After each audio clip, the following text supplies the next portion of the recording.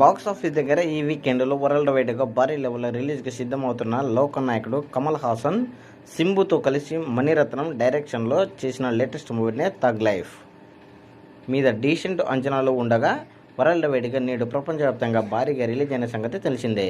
అయితే ఈ యొక్క చిత్రము 210 కోట్ల రేంజ్లో గ్రాస్ టార్గెట్ బరిలో దిగింది.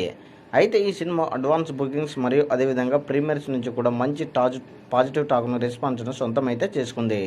అయితే ఓవరాల్గా ఈ యొక్క చిత్రము మొదటి రోజు ఎలాంటి కలెక్షన్లను రాబట్టవచ్చు అనేది మనం అబ్జర్వ్ చేస్తే మటుకు ఈ సినిమా కర్ణాటకలో రిలీజ్ అవ్వలేదు, కానీ అక్కడ రెట్రోతో కంపేర్ చేస్తే ఓవర్సీస్లో థగ్ లైఫ్ బుకింగ్స్ ట్రెండ్ బాగానే ఉంది అని మనకు స్పష్టంగా తెలుస్తుంది. ఓవరాల్గా తెలుగులో ఇప్పటి వరకు 1,30,00,000 గ్రాస్ బుకింగ్స్ అందుకొని తమిళంలో 7 కోట్ల రేంజ్లో, రెస్ట్ ఆఫ్ ఇండియాలో 1,50 కోట్ల గ్రాస్ను సాధించింది.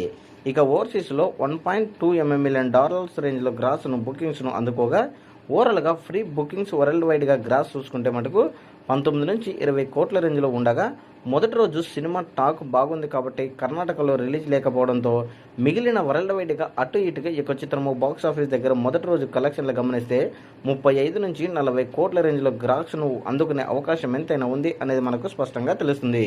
మరి ఈవినింగ్ అండ్ నైట్ షోలకు మనకు రెస్పాన్స్ మనకు సూపర్గా వస్తే మటుకు బాక్స్ ఆఫీస్ దగ్గర ఈ యొక్క చిత్రము విలయతాండం సృష్టించడం ఖాయం. మరి ఈ యొక్క చిత్రం మీరు చూసింటే మీ యొక్క చిత్రంపై మీ యొక్క అభిప్రాయాన్ని కామెంట్ కూడా తెలియజేయండి.